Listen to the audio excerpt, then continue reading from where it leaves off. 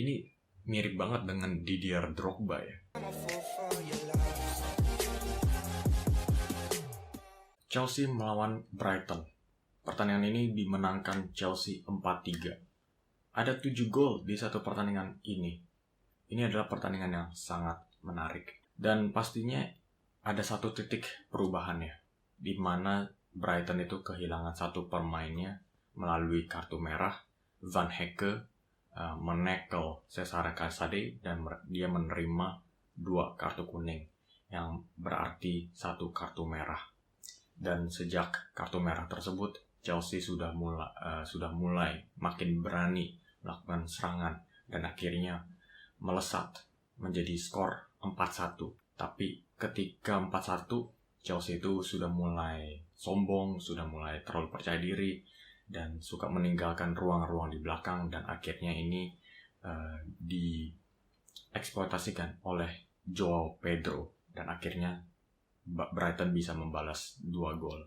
Skor akhir menjadi 4-3. Dan kalau gue lihat ya, dari sisi Chelsea operannya itu sangat garing, sangat mantap.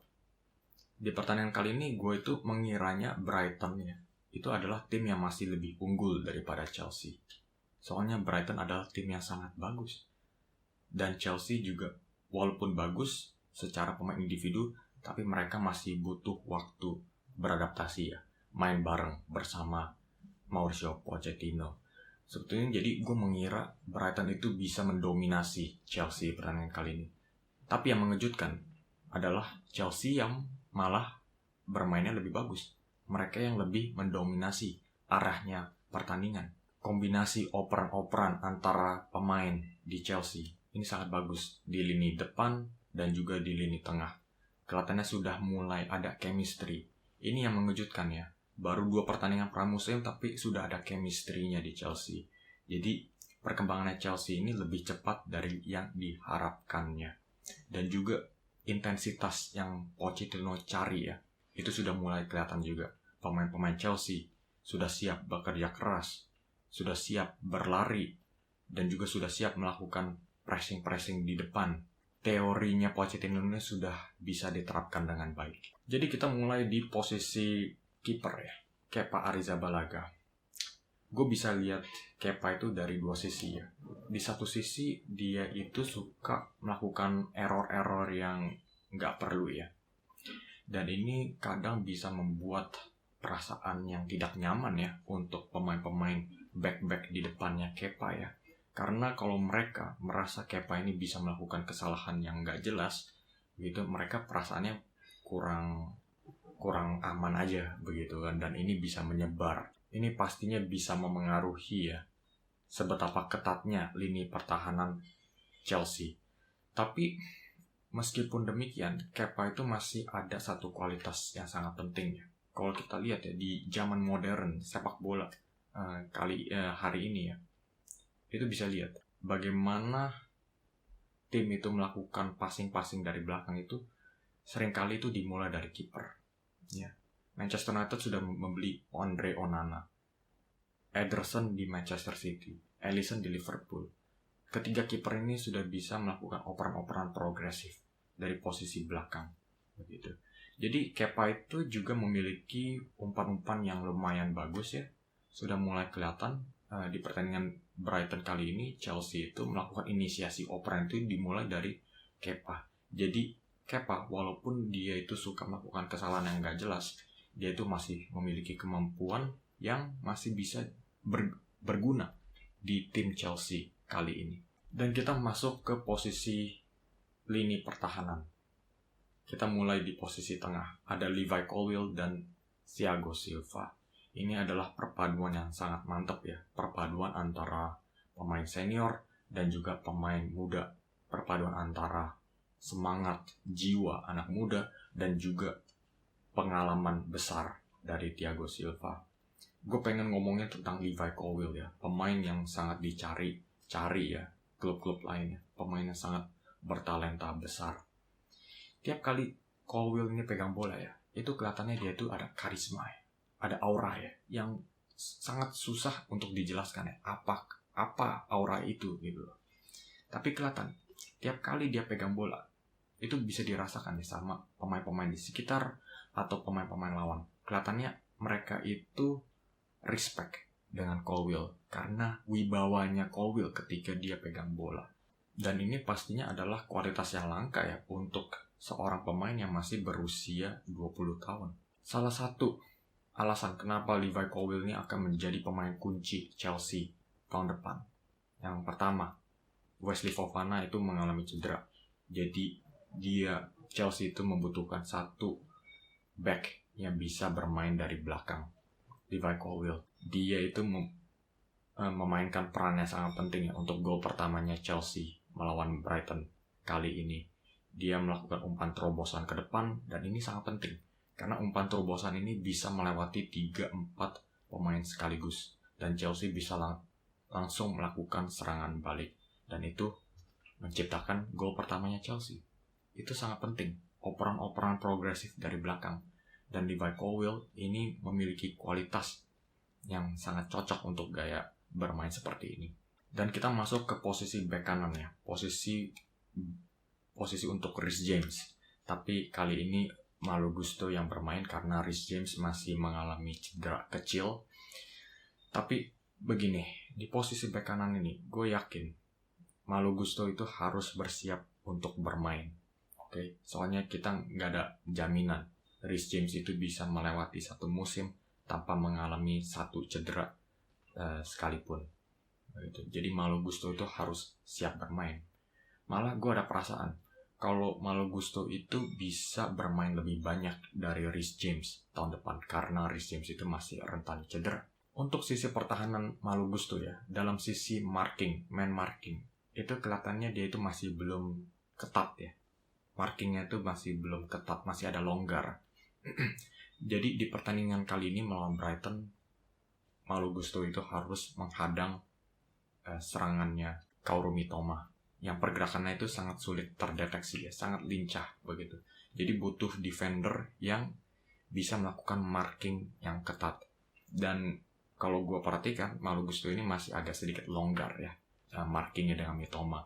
Seringkali Mitoma itu berada di ruang yang terlalu besar begitu. Jadi Malo Gusto itu masih bisa memperbaiki di sisi marking kali ini.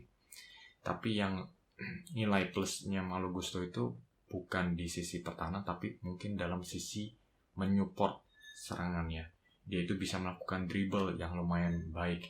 Dan ketika dia sudah masuk ke area pertahanan lawan, crossing-crossingnya pun juga lumayan bagus. Malah gue bisa bilang itu nggak begitu beda jauh dengan crossingnya Reece James. Nah, sekarang kita masuk ke posisi back kiri. Posisinya Ben Chilwell. Sama juga kasusnya dengan Reece James ya. Pemain kunci Chelsea yang pastinya akan berguna untuk Chelsea kalau dia bisa menghindari cedera. Itu aja masalahnya.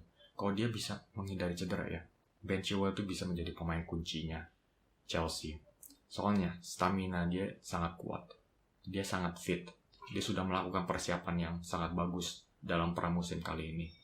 Dia tipe pemain yang sangat cocok dengan gaya bermain Pochettino yang memerlukan intensitas yang sangat tinggi. Ada satu momen di mana Chilwell itu melakukan pergerakan ya dari sisi Chelsea ke sisi Brighton. Dan pas gue nonton itu gue bilang, itu apa paru-parunya nggak apa-apa ya? Soalnya dia melakukan sprint ya dari satu ujung ke ujung lainnya. Jadi itulah intensitas yang pastinya sangat dicari oleh Pochettino. Yaitu masalahnya cuma satu untuk Chilwell. Apakah dia bisa menghindari cedera? Kalau dia bisa menghindari, dia itu adalah satu pemain ya yang walaupun bermain di posisi sayap ya, biasanya di posisi ini tuh kurang ada peran yang sangat penting begitu ya dibandingkan posisi nomor 10 atau striker. Tapi Chilwell tuh memiliki kualitas yang sangat all-rounder ya, yang bisa semuanya, yang bisa mengontrol tempo permainan dari posisi sayap. Nah, kita masuk ke posisi midfielder. Ada Conor Gallagher, pemain favorit gue, salah satu pemain favorit gue di Chelsea. Soalnya dia tuh suka bekerja keras dan dia tulus untuk bermain begitu. Dia nggak bermain dengan ego, dia selalu bermain untuk tim, dia selalu memberikan 100%, nggak terlalu banyak mikir, nggak terlalu banyak ulah begitu. Salah satu pemain favorit gue. Dan di Chelsea ini sebetulnya dia tuh sangat cocok ya, karena dia itu suka melakukan inisiasi pressing duluan. ketika Chelsea melakukan pressing, dia adalah pemain pertama yang selalu rajin untuk melakukan pressing ini. Begitu. Itulah yang dicari oleh Pochettino. Tapi kelihatannya dia akan dijual oleh Chelsea. Jadi ini ada sedikit ada perpisahannya dalam sisi internis Chelsea. Di satu sisi Chelsea itu ingin mendapatkan duit, ingin meraup profit. Makanya mereka ingin menjual Conor Gallagher. Tapi di satu sisi Pochettino itu sudah menyatakan kalau Gallagher itu adalah bisa menjadi pemain penting untuk Chelsea tahun depan. Jadi ada perpisahan di sini, begitu. Jadi sekarang ini Chelsea itu masih open aja. Kalau Chelsea itu mendapatkan tawaran yang bagus dari West Ham atau Spurs, mereka bisa melepas Gallagher. Tapi mereka juga nggak mau melepas dengan harga yang terlalu rendah karena Pochettino itu masih memerlukan Gallagher. Dan di belakangnya Conor Gallagher itu ada Andre Santos yang bermain di posisi gelandang jangkar. Kelihatannya pemain yang memiliki potensi ya, tapi masih bisa kelihatan dia itu masih agak sedikit mentah begitu ya. Dia masih butuh waktu bermain di first team Chelsea begitu. Jadi ada kemungkinan kalau dia ingin menjadi pemain reguler gitu, dia mungkin harus dipinjamkan ya ke tim-tim lainnya. Soalnya mungkin di posisi gelandang jangkar ini Chelsea akan beli Moises Caicedo, masih ada Enzo Fernandez. Jadi ada kemungkinan Andre Santos itu bakal gagal mendapatkan waktu bermain yang cukup. Dan ada satu pemain Italia, pemain muda yang sangat berpotensi tinggi. Itu adalah Cesare Casadei. Dia itu bisa melakukan dribble dari posisi midfield, membawa bola ke depan. Ini adalah gerakan yang sangat sulit terdeteksi ya, yang pastinya bisa mengubah tempo permainan. Karena dalam satu dribble tersebut, dia bisa melewati 3-4 pemain sekaligus. Jadi Chelsea itu bisa langsung melakukan serangan balik. Begitu. Itulah kemampuan spesialnya Casadei. Ini adalah kualitas yang sangat langka ya, yang jarang dimiliki oleh pemain-pemain gelandang lainnya. Dan sekarang kita masuk ke posisi favorit kita, lini depan. Kita mulai dengan posisi nomor 9. Di pertandingan melawan Brighton, itu Nkunku yang bermain di posisi nomor 9 di babak pertama. Di babak kedua, Nicholas Jackson. Dan kedua pemain ini ya, ini formnya lagi bagus-bagusnya, lagi hot banget ya. Nkunku, dia sudah mencetak 2 gol dalam 2 pertandingan terakhirnya. Nicholas Jackson sudah mencetak 1 gol dan 3 assist dalam 2 pertandingan terakhirnya. Melawan Brighton dia 1 gol dan 2 assist. Jadi ini adalah pertarungan yang sangat sengit ya. Nkunku sudah bilang dia itu ingin bermain menjadi pemain nomor 9.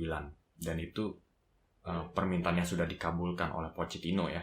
Dalam 2 pertandingan terakhir dia sudah bermain di posisi nomor 9. Tapi setelah pertandingan melawan Brighton, Pochettino melakukan pernyataan seperti ini. Nkunku itu nggak cuma bisa bermain di posisi nomor 9, dia bisa bermain di nomor 10, nomor 8, dan bermain di sayap.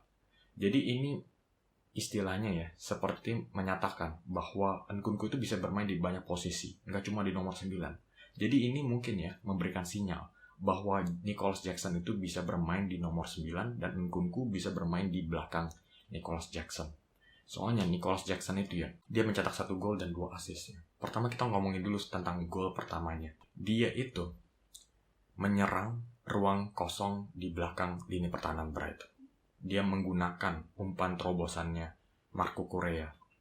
Dan itu artinya dia itu memiliki kecepatan yang luar biasa cepat. Ya. Dan ketika dia sudah 1 lawan 1 dengan kiper, dia melaksanakan finishing yang sangat akurat ya, yang sangat klinis. Ini mirip banget dengan Didier Drogba ya. Pas dia masih muda begitu ya. Levelnya mungkin masih belum Drogba, tapi ada bayang-bayangnya Drogba gitu dari gerakannya si Nicholas Jackson ini. Dan terlebih lagi, kenapa gue bilang Nicholas Jackson ini masih lebih unggul daripada Nkunku? Yaitu sentuhan-sentuhan bolanya dia itu ya. Dia nggak cuma pintar dalam melakukan finishing, tapi dia juga pintar untuk berkombinasi dengan tektok dengan pemain-pemain sayap ya. Nicholas Jackson ini memiliki link up yang sangat bagus. Jadi itu bisa kelihatan ya dari golnya Mykhailo Mudryk ya. Mudryk membawa bola dan akhirnya menggunakan Jackson sebagai pantulan gitu. Mereka berdua tektokan. Ini adalah kombinasi yang sangat bagus banget ya. Jadi posisi striker itu ya, untuk Jackson ya, itu tugasnya itu nggak cuma untuk mencetak gol, tapi juga untuk mengundang pemain-pemain sayap untuk masuk ke permainan. Dan juga ada Mykhailo Mudryk di posisi sayap kiri ya. Mudryk ini ya, pemain muda yang memiliki potensi yang sangat tinggi. Musim lalu nggak terrealisasikan karena ya ada ketidakstabilan di posisi manajer Chelsea begitu. Tapi dengan kestabilannya Mauricio Pochettino ya, yang pastinya suka membina pemain muda ya, kelihatannya Mudryk ini bisa bersinar di Chelsea. Nah, di pertandingan melawan Brighton ini itu dia masih kelihatan agak sedikit mentah ya dalam membuat keputusan. Itu mungkin masih maklum ya, masih jamak karena ini adalah pertandingan pertamanya ya, di pramusim untuk Mudryk. Tapi kita harus ngomongin tentang gol volley-nya Mykhailo Mudryk ya. Itu luar biasa banget. Ini salah satu gol terbaik di pramusim kali ini ya. Dia tektokan dulu dengan Jackson. Ini pastinya kombinasi yang pastinya kita harus pantau di musim depan ya. Mudryk dan juga Jackson. Karena pergerakannya Mudryk ini ya sangat cepat ya. Dan pastinya dengan pemain pantulan seperti Jackson ya, pergerakan-pergerakan ini bisa lebih meledak lagi begitu. Dan gol volley-nya itu ya, ini memiliki teknik yang sangat tinggi ya. Dan tendangannya pun juga sangat keras. Mudryk mungkin ya dengan bantuannya Jackson ya, dia bisa bersinar. Dan kita masuk ke posisi sayap kanan ya, ada Raheem Sterling ya. Raheem Sterling yang sekarang ini bukan Raheem Sterling di zaman Liverpool atau Manchester City ya. Sekarang ini ada mengalami penurunan. Jadi mungkin ini adalah keputusan yang sangat baik ya dari Pep Guardiola ya, menjual Sterling ke Chelsea karena Chelsea sekarang mendapatkan Sterling yang sedang menurun pesat begitu. Dan ini juga nggak kebantu ya dengan posisinya Sterling di sayap kanan. Karena kehebatannya Sterling itu adalah bermain di posisi sayap kiri dan masuk ke area sentral untuk melakukan tembakan-tembakan melengkung. Itulah ciri khasnya Raheem Sterling. Dan ketika dia ditempatkan di posisi sayap kanan ini, dia masuk ke area sentral dan harus menembak dengan kaki lemahnya, kaki kiri. Jadi ini kurang ideal untuk Sterling. Jadi kelihatannya posisi sayap kanan ini akan ditempatkan oleh Noni Madueke yang masih berlibur ya. Tapi ketika sudah balik dari liburan, kelihatannya Madueke menjadi pemain first choice di sayap kanan. Dan Nicholas Jackson pun juga bisa bermain di posisi sayap kanan ya, ketika Chelsea itu membutuhkan dua striker seperti Nkunku di nomor 9 dan Jackson di di sayap kanan begitu. Ketika Chelsea itu masih membutuhkan daya dobrak yang lebih tinggi, ketika mereka masih ingin mengejar gol, ini adalah posisi yang mungkin bisa ditempatkan Jackson. Jadi Chelsea ini sangat exciting banget ya. Mereka sudah mencetak 9 gol dalam 2 pertandingan terakhirnya. Dan kita harus ingat, mereka ini adalah underdog di tahun depan ya. Karena isinya squad Chelsea ini masih muda sekali. Kalau nggak salah gue lihat ada statistik. Rata-rata umur pemain Chelsea ya, di squad kali ini itu cuma umur 19 tahun. Luar biasa banget Chelsea. Ya, ini adalah salah satu tim underdog yang paling exciting. 9 gol dalam 2 pertandingan terakhirnya. Dan mereka itu juga masih mencari satu pemain sayap lagi. Michael Olise, Gabri Veiga, dan juga ada Mohamed Kudus dari Ajax. Jadi ini masih belum selesai untuk Chelsea. Oke guys, sampai di sini aja video hari ini. Coba kasih komen di bawah. Kelihatannya potensi Chelsea ini sangat tinggi. Menurut kalian, posisi berapa yang akan ditempatkan Chelsea di akhir tahun musim depan? Apakah mereka bisa masuk ke 4 besar? Atau kalian merasa mereka masih belum cukup untuk masuk ke Champions League? Coba kasih komen di bawah. Dan terima kasih buat kalian yang sudah subscribe ke channel ini. Ini sangat berarti. Dan buat kalian yang masih belum, kalian juga bisa langsung subscribe. Jangan lupa kasih like, share, dan subscribe lagi. Karena ini pastinya akan sangat membantu. Oke guys, sampai di sini aja video hari ini. Sampai jumpa di video selanjutnya.